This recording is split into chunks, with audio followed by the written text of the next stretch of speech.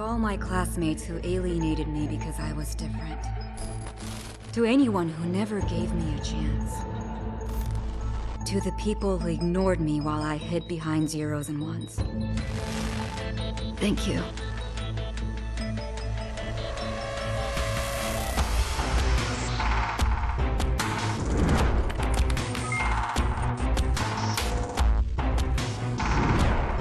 Without you, I would never have made it this far.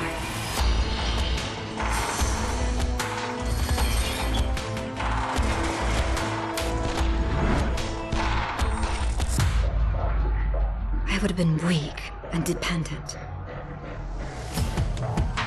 I would have ended up just like you.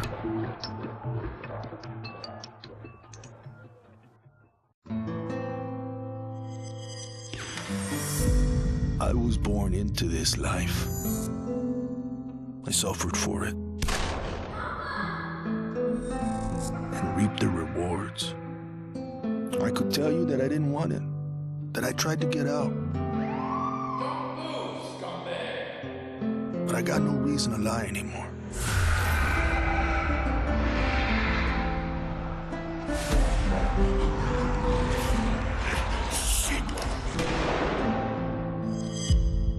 That life is the only reason I'm still here.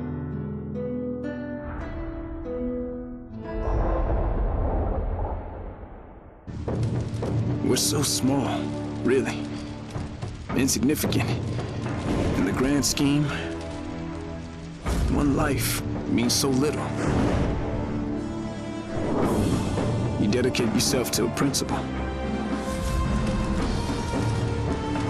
But in the end, it's out of your control.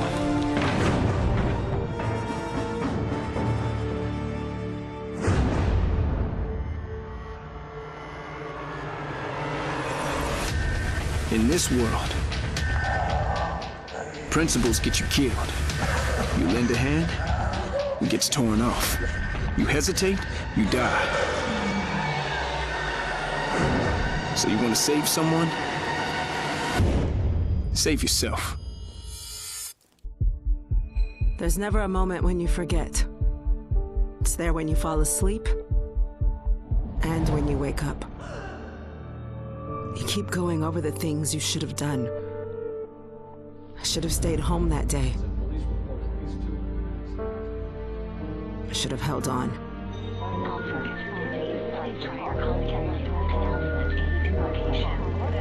The agony is always there. But I've learned to live with it. Because the only thing stronger than regret is hope.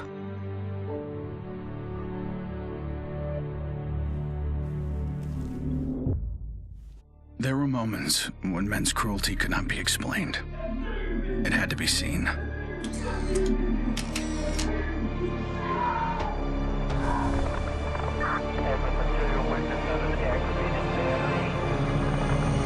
The perfect shot pierced our numbness.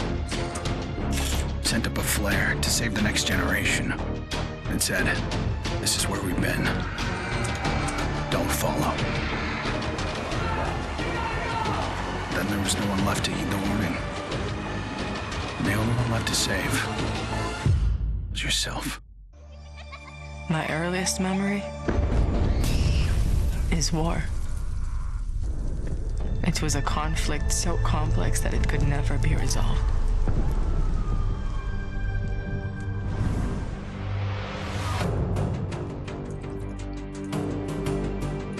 But this war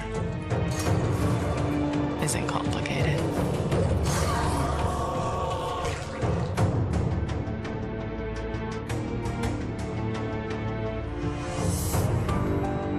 Death is still heartbreak.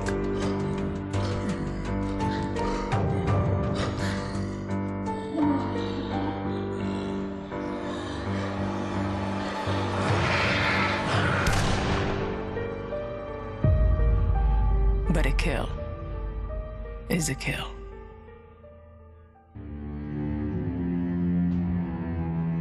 Don't play in the dirt, Ethan.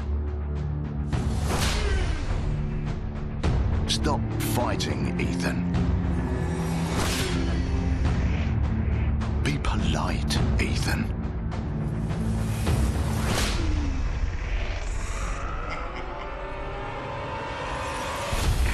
We can suppress the animal instincts all we want, bury them under layers of polish. But they exist for a reason. When we lived in a genteel fairy tale world, somebody did the dirty work out of sight. But when the fairy tale turned nightmare,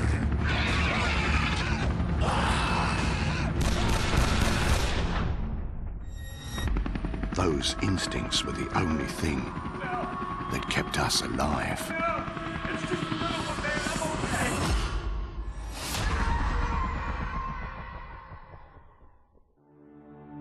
Where there is life, there is light. The glow of hope. At times, it burns brightly, but dwindles and fades.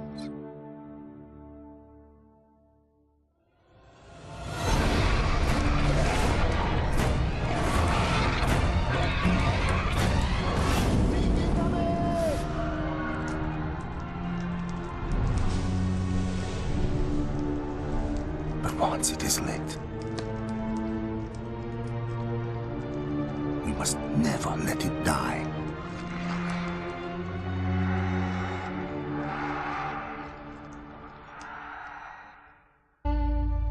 I was never afraid of Cachet the Deathless.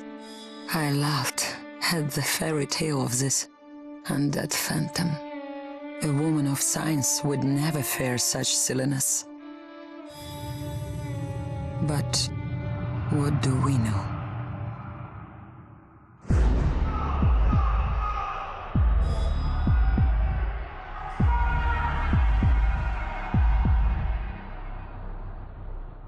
Science cannot explain what I've seen.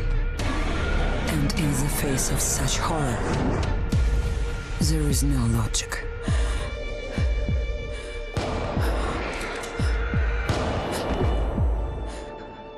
Only faith.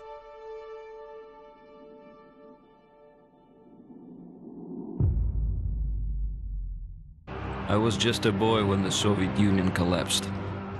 The nation was divided in two. Those with power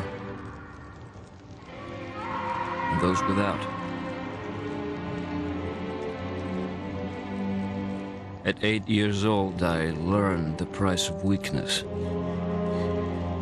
And I vowed never to pay that price again. I became the strong man.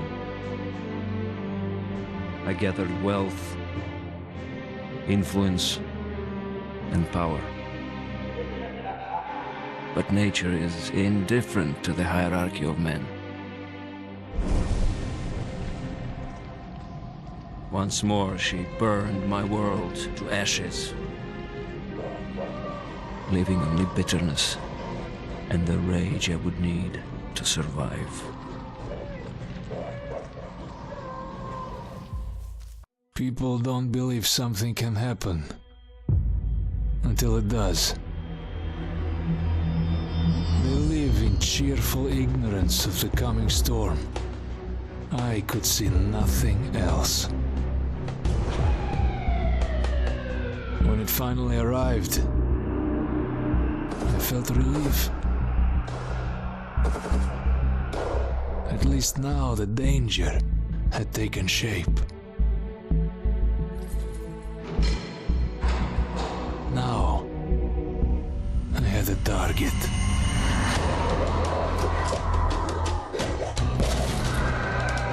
And I didn't have to fight alone.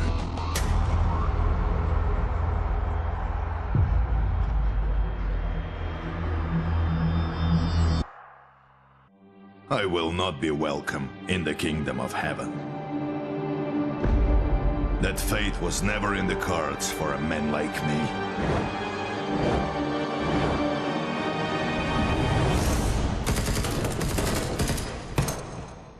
Lord had other plans.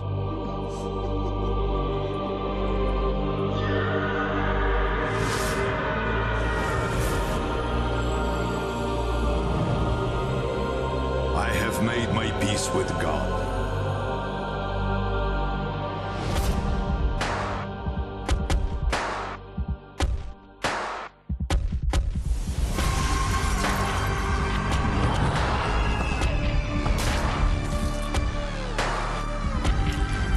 He is with me in this life.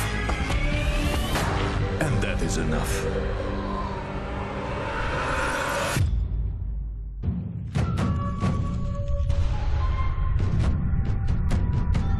I was 11 years old the first time I felt the ground shake. My instinct was to leave. But my grandparents wouldn't hear of it. This is our home, they told me. We don't leave.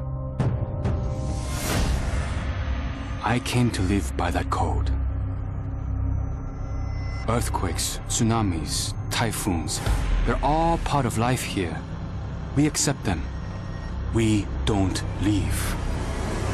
When the evacuation was announced, I rejected it. This wasn't our way. Then I saw them. And I understood. This wasn't another disaster. This was a war.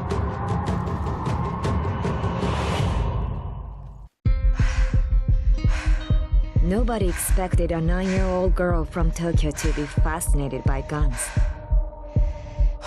Nobody imagined a 22-year-old university senior would drop out and train for the biathlon. Nobody believed that the daughter of a salaryman could win Olympic gold. And nobody predicted that a necrotic plague would decimate our planet's population. But life is all about the unforeseen.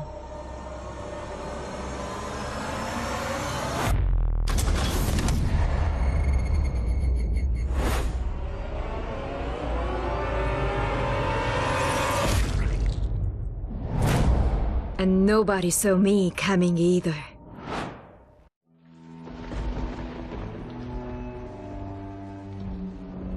I always wanted to be a cop. Thought I could do some good. But the scum on the street kept destroying lives. While I was wrapped up in red tape.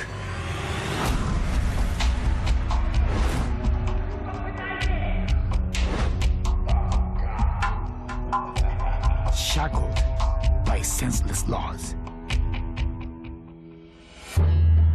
The virus stripped all that away, left us to fend for ourselves. And finally,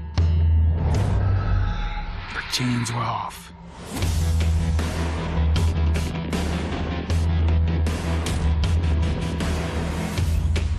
Growing up in Tokyo, you either became a salaryman or you were a waste. If you asked around, it's safe to say I was the latter. They said I lacked self-control, that I shamed my family. So my father sent me off to relatives in the States. Turns out, Americans care a lot more about earnings than honor. Which worked out fine, until the Zeke showed up.